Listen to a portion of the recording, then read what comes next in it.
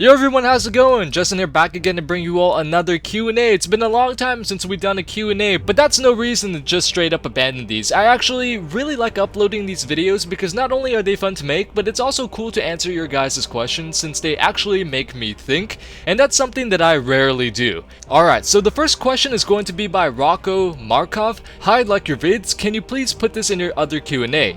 If you need to revive one character, who would it be? Why would he return or be revived? And what would be his story in the certain expansion? And do you think that he will kill any major characters? Cheers from Croatia. Thank you very much, Rocco, for your question. If I had the power to bring anybody back who's died in World of Warcraft or Warcraft, it would either be Draenor, Grommash, or Uther. But I'm going to say Draenor for this one because I have a better reason for wanting Draenor back in the game.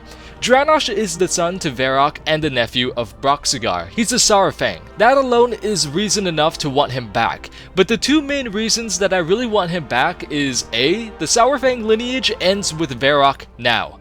Broxigar went out in a blaze of glory and his nephew sacrificed himself at the Wrathgate. What's a world without the Saurfangs? A pretty damn boring world, I can assure you. B, the second reason being that Draenor has been stated by Thrall that if he had not fallen at the Wrathgate, he would have been the ideal war chief, inheriting his father's wisdom, courage, and restraint, while also possessing the honor and absolute unparalleled might of Broxigar. Now, do I believe he would kill any major character or characters? Well, most likely Garrosh, and that's pretty much it. Should Draenor have become war chief, he would no doubt lead the Horde in the same way Thrall did, since he had no issue fighting alongside the Alliance at the Wrathgate, and since his father would be there to counsel Draenor in times of war and tension. Garrosh would probably in time get sick of this, like we saw in his outburst at Dalaran, and challenge Draenor to a Mak'gora, since Thrall isn't there at the time to restrain him. And even if Thrall was there, he would probably challenge him to a Mak'gora. He's challenged Thrall to a couple Mak'goras before, so yeah. Assuming Draenor would best Garrosh in a duel, which could be debatable, then Garrosh would be the one to die. Although I don't think Draenor would go out of his way to actually kill him. When Thrall took control of the Horde, the rules of the Mak'gora were changed so that it was not a duel to the death. I believe Draenor would still have this law in place when he is war chief, and so that's the reason why he would not have to kill Garrosh. Just put him in his place, assuming that he is able to win the duel.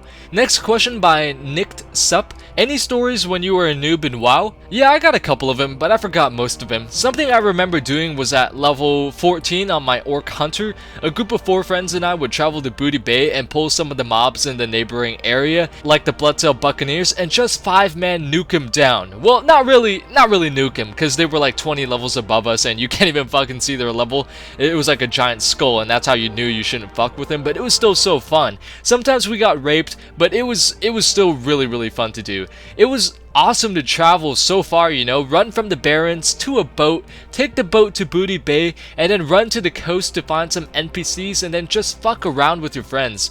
Now, people just fly everywhere in their Mystic Runesaber, or take one portal to go to a city across the world. I mean, don't get me wrong, it's convenient, but man, do I miss the memories of when I first started to play WoW. I'm pretty sure all of us do. People were also so freaking nice and helpful back then, man. At least the people I ran into. Now when you log into trade chat, literally the first thing you see is someone calling another guy a baby back bottom bitch. Next question by Derek Maldonado. Do you think Illidan will be the main boss in Legion, or will he be on our side? That's a good question. Now keep in mind, before I answer this question, I want all of you guys to know that I have not had access to Alpha or Beta Legion gameplay, so I do not know if they mention anything about Illidan that might conflict with what I am about to say. But I don't think so though. From what I've seen, there is not a lot of new info on Illidan from Beta and Alpha. So do I think Illidan will be the main boss in Legion? No, I don't. Two things. One, it'd be too repetitive with him being the final boss of the final raid, or second to final raid, and with him dying as an anti-hero like we thought he did in BC. And 2, Illidan has never liked the Legion. If you read the new Illidan novel, you guys know that what he does to weaken the Legion and to try and defeat them no matter the cost. I doubt that he would side with the Legion willingly, or the Legion would be able to subjugate him completely to their will. He's one of those agents that is just too powerful and that would definitely be too hard to control and defect from the Burning Legion when the time was right, like Ner'zhul. Now maybe he does serve them for a bit in the expansion, since Gul'dan for some reason decides to revive him or break him out of whatever the hell that is, and Gul'dan is in love with the Burning Legion, so everything he does, it is done to further the Burning Legion's advance, but I do think Illidan will help us near the end. I think he might even die, sacrificing himself so that we are able to defeat the end boss, which might be N'Zoth, since we haven't seen any old gods in a while. Also, old gods love to cause even more chaos when things are already hectic. For example, they created the temporal anomalies that sent Broxigar back in time, so it can be safe to say that we will see an old god in Legion. Next and final question by Killzone Sun. Hey Hellscream, love your videos. Oh, thanks man, I appreciate that. I really like when people say that, it brings a smile to my face. Why is there no Undead Naga in Northrend when there are undead blood elves? Please take this in a Q&A someday. Thanks buddy for your question, and that's a great question that I have actually thought of in the past. You are right, there should definitely be some Undead Naga in Northrend serving the Scourge, but for some reason, there is not. Yet we see a bunch of Sand Lane and Fallen Blood Elves in like ICC, so why is this?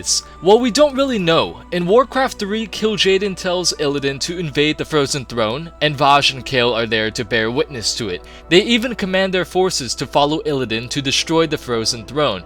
We even fight the Naga in Northrend in Warcraft 3. So why are there no Risen Naga in Wrath of the Lich King? They would definitely have a place in the Scourge, seeing as to how skilled and resilient they are. Well, there might be a couple reasons for this. I think the most logical reason was that they just didn't want to and said, ah, fuck it. They already had enough content set in motion and didn't want to have a new undead model for the Naga, let alone a whole new raid or entire wing in ICC just to house the Naga. It's a poor excuse, but it might just be the reason.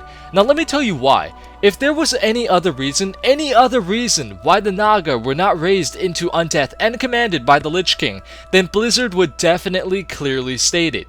If the invasion failed and the Naga had to flee into the sea, Blizzard would make it apparent. If the Naga could not be raised into undeath because maybe the magical powers of N'Zoth rendered the Lich King incapable of enslaving the Naga, then it would no doubt be made clear that this was the issue. But it is not made clear why there are no Undead Naga. Even in the book Arthas Rise of the Lich King by Christy Golden, no mention of the Naga were stated when we read the chapter about Arthas trying to reach the Frozen Throne, while battling back the Sin'dorei, Kael'thas, and Illidan. At least nothing that I remember. I skimmed through it yesterday. Last time I read it was like about 2 or 3 years ago, and I could tell from my skimming yesterday and the reading that I did a couple years ago that there were no mention of Nagas. Could that mean that Blizzard just meant to neglect them? Maybe. It's a question that I can't answer with 100% certainty because the only correct answer that you will get is from Blizzard themselves. And Blizzard always has plot holes and new retcons when it comes to lore. So if ever they decide to change this, they could. Maybe in the next expansion, say it's like the Dark Below expansion and we have to go under the sea to invade the Nagas, Nazjatar, and Ajara and stuff like that. Maybe we will learn that most of the Naga that flee the invasion that Illidan led, and that for some reason were not able to retreat back with their main forces to Outland, fled somewhere beneath the seas and sought refuge within some Naga underwater fortress. Also, there are some Naga battling Vrykul in the Riplash ruins in the Borean tundra. Perhaps these were survivors that were able to evade Scourge hunting parties, but whom were also left behind when the main army retreated back to Outland after they failed. But it still doesn't explain why there are no Undead Naga. Sure, we see a few survivors, but surely there had to be more that fell in combat.